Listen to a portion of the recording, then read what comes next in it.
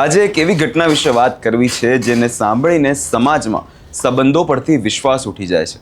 લગ્નના 20 વર્ષ જેની સાથે વિતાવ્યા હોય એને સાથે સુખ દુઃખના ફેરા ફર્યા હોય અને એ જીવનસાથી જ્યારે કાળ બની જાય ત્યારે માનવતા પણ કપાઈ ઉઠે છે। શું ને સમગ્ર મામલો તેના વિશે વિગતે ચર્ચા કરીએ। નમસ્કાર, હું છું પ્રથમ મોદી, આપ જોઈ રહ્યા છો નિર્ભય ન્યૂઝ। અમદાવાદ જિલ્લાના ધોળકા તાલુકામાંથી એક અત્યંત ચોંકાવનારી ઘટના સામે આવી છે, જેના કારણે સમગ્ર પંથકમાં હચમચી ઉઠ્યો છે। કેલિયાવાસના અને શેરડી ગામ વચ્ચે પસાર થતી નર્મદા કેનાલ પાળા પરથી એક મહિલાની શંકાસ્પદ હાલતમાં અર્ધનગ્ન હાલતમાં લાશ મળી આવી છે। આ લાશ મળી આવતા સનસનાટી મચી ગઈ છે અને પ્રથમ દ્રષ્ટિએ જોવા જઈએ તો આ મામલો અત્યંત ઘાતકી અને ક્રૂર હત્યાનો હોવાનું જણાવવામાં આવી રહ્યું છે। અને જ્યારે આ હત્યા પાછળ અસલી ચહેરો સામે આવ્યો ત્યારે પોલીસ પણ આ મામલે ચોંકી ઉઠી હતી। આ ઘાતકી મર્ડર મિસ્ટ્રી પરથી હવે જે પડદો ઉચકાયો છે અને પોલીસની કડક પૂછપરછ અને તપાસમાં મૃતક મહિલા શિક્ષિકા રીનાબેનની હત્યાના આરોપમાં અન્ય કોઈ નહીં પરંતુ તેમના જ પતિ બળદેવભાઈની ધરપકડ કરી લેવામાં આવી છે। શરૂઆતમાં જ્યારે પોલીસે બળદેવભાઈની પૂછપરછ શરૂ કરી ત્યારે તેઓ પોલીસને ગુમરાહ કરવાનો પ્રયત્ન કરી રહ્યા હતા। કાયદાના સવાલોથી બચવા માટે તેઓ સહકાર નહોતા આપતા અને અલગ અલગ વાર્તાઓ જે છે ઘડી રહ્યા હતા। પોલીસે જ્યારે પુરાવાઓ ભેગા કર્યા અને તેના આધારે સવાલનો મારો ચલાવ્યો ત્યારે બળદેવભાઈની બોલતી જોવા જઈએ તો બંધ થઈ ગઈ અને આખરે પાપનો ઘડો ફૂટ્યો હતો। આરોપી પતિએ પોતાની જ પત્નીની ક્રૂરતાપૂર્વક હત્યા કરી હોવાની ચોંકાવનારી કબૂલાત જે છે કરવામાં આવી હતી। જે બાદ હવે પોલીસનું આ મામલામાં શું કહેવું છે તે સાંભળી લઈએ।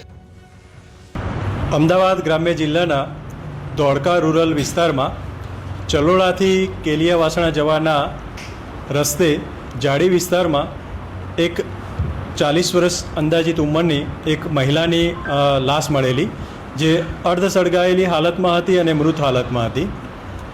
આ અંગેની સંપૂર્ણ બનાવની વિગત જોતાં આ બનાવ મહિલા જે મરણ જનાર જે છે તે રીનાબેન ઝાલા પ્રાથમિક શિક્ષક તરીકે નોકરી કરતા હતા અને તારીખ 2ના રોજ બદરખા ગામેથી વસ્તી ગણતરીના કામે ચલોડા ગામ તરફ પોતાના પતિ બળદેવભાઈ ઝાલા સાથે જેઓ તેમને મદદ કરતા હતા અને બળદેવભાઈ ઝાલા પોતે પણ એચટેટ તરીકે મુખ્ય શિક્ષક તરીકે ફરજ બજાવે છે। મદદના બહાને ગયેલા અને ત્યારબાદ તેમણે પરત આવી અને તેમના શાળા એટલે રીનાબેનના ભાઈને એવી વાત કરેલી કે રીનાબેન જે છે તેમને મેં વસ્તી ગણતરીના કામે મૂકીને આવ્યા બાદ મળી આવેલ નથી અને તેમનો ફોન સ્વિચ ઓફ આવે છે। ત્યારબાદ આ બનાવની જાણ પોલીસને થતાં પોલીસ દ્વારા અલગ અલગ ટીમો બનાવી તેમજ ખાનગી બાતમીદારોને એક્ટિવ કરી સમગ્ર બનાવ બાબતે રીનાબેનને શોધવાનું કામ આદરેલ। આ દરમિયાન પોલીસને સોર્સથી જાણકારી મળેલી કે રીનાબેન અને તેમના પતિ બંનેને અવારનવાર ઝઘડાઓ થતા હોય, ઘર કંકાસ થતો હોય, જેથી કરી અને તેમના પતિ બળદેવભાઈ ઝાલાને રાઉન્ડ અપ કરી તેમનો યુક્તિ પ્રયુક્તિથી પૂછપરછ હાથ ધરવામાં આવેલ। આ દરમિયાન બળદેવભાઈ ઝાલા દ્વારા પણ શરૂઆતના સમયમાં કોઈ જ વિગત તેઓ પોતે જણાવતા ન હતા, પરંતુ અલગ અલગ પોલીસ પૂછપરછ દરમિયાન તેઓ પોલીસના જવાબોને સંતોષકારક આપી શકેલ નહીં, જેથી પોલીસે વધુ આકરા સવાલો કરતાં તેઓ ભાંગી પડેલ અને સમગ્ર ગુનો પોતે આચરેલ છે તે મુજબનો ગુનો એમણે કબૂલ કરેલ। તેમણે જણાવેલ કે રીનાબેન અને પોતે એક્ટિવા ઉપર બેસી વસ્તી ગણતરીના કામે નીકળેલ, પરંતુ રસ્તામાં જ બંને વચ્ચે ઉગ્ર બોલાચાલી થઈ જતાં તેમણે રીનાબેનને રસ્તામાં જાડી ઝાંખરીવાળી જગ્યાએ ઉતારી તેમને પથ્થરથી ઘા કરી તેમનું મરણ નિપજાવેલ। ત્યારબાદ આરોપી બળદેવભાઈ ઝાલાએ કે જે રીનાબેનના પતિ થાય છે તેમણે એક્ટિવામાંથી પેટ્રોલ કાઢેલું। પેટ્રોલ કાઢવા માટે તેમણે કાપડનો ટુકડો લીધો અને પેટ્રોલની જે ટાંકી હતી તેમાં કાપડથી પેટ્રોલને બોળી તેમના શરીર ઉપર લગાડી આવું 2-3 વાર કરે ત્યારબાદ તે બોડીને સળગાવવાનો પ્રયત્ન કરેલો અને ત્યાંથી બનાવની જગ્યાએથી પરત પોતાના ગામ બદરખા આવી ગયેલ અને પછી તેમણે રીનાબેનના ભાઈ તેમજ અન્ય વ્યક્તિઓને જાણ કરેલી। પરંતુ પોલીસ તપાસ દરમિયાન આ સમગ્ર વિગત ખુલવા પામેલ છે અને આ અંતર્ગત ધોળકા રૂરલ પોલીસ સ્ટેશન ખાતે હત્યાનો તેમજ પુરાવા નાશનો ગુનો દાખલ કરવામાં આવેલ છે. વધુ તપાસ હાલ ચાલુમાં છે. આરોપી બળદેવભાઈ ઝાલાને અટક કરી અને આગળના પંચનામા તેમજ આગળની તપાસ હાલ ચાલુમાં છે. હવે સવાલ એ થાય કે 20 વર્ષના લગ્ન જીવન પછી એવું તો શું બન્યું કે પતિ રાક્ષસ બની ગયો?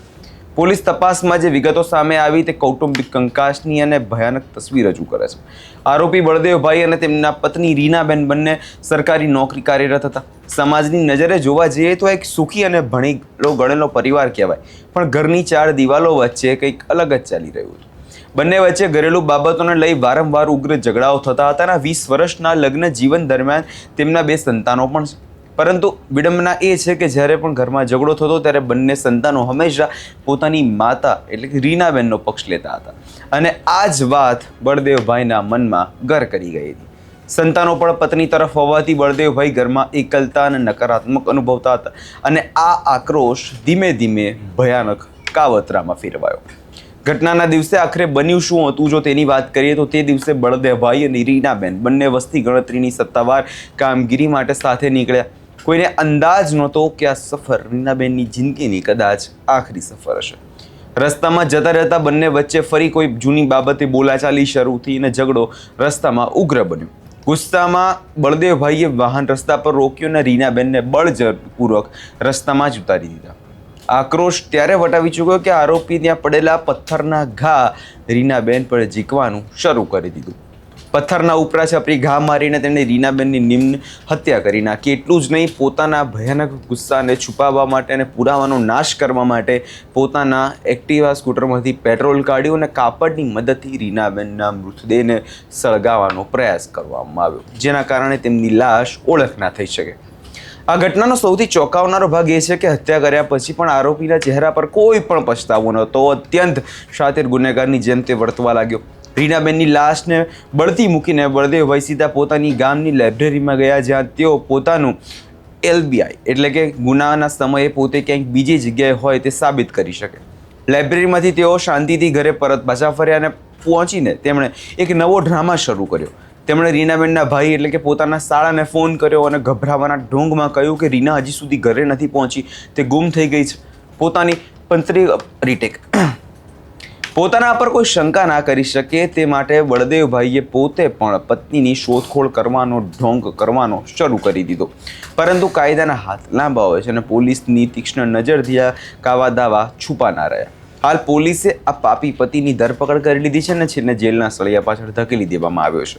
પોલીસ અત્યારે આ મામલે વધુ પુરાવા એકત્રિત કરીને આગળની કાયદેસરની કાર્યવાહી જે છે હાથ ધરી રહી છે. હવે જોવાનું એ રહેશે કે આ સમાજમાં જે પ્રકારે અત્યારે આ જે અહિંસા જે ફેલાઈ છે તે ક્યારે અટકે છે. આ વિષયમાં તમારો શું અભિપ્રાય છે અમને કમેન્ટ કરી ચોક્કસથી જણાવજો. અમારી ચેનલ નિર્ભય ન્યૂઝને લાઇક, શેર અને સબસ્ક્રાઈબ કરવાનું ભૂલશો નહીં.